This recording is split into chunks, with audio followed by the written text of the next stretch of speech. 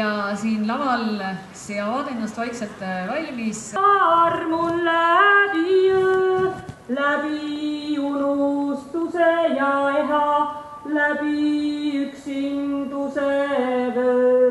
Täna ma laulan läbi öö, täna ma laulan läbi öö, läbi rõõmu, läbi valu, läbi maailma alguse.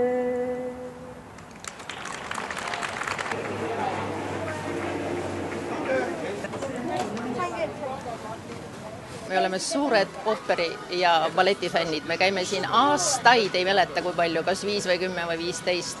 Iga kord, nii laupäeval kui pühapäeval. Meile meeldib mõlemale väga tants, sest tants see on nauding, see on kõigepealt muusika, see on kehatöö ja selle imetlemine, see on lihtsalt fantastika. Ja see annab väga hea toonuse terveks päevaks ja me oleme mõlemad seotud olnud oma nooruses tantsuga. Ja sellepärast me siin olemegi.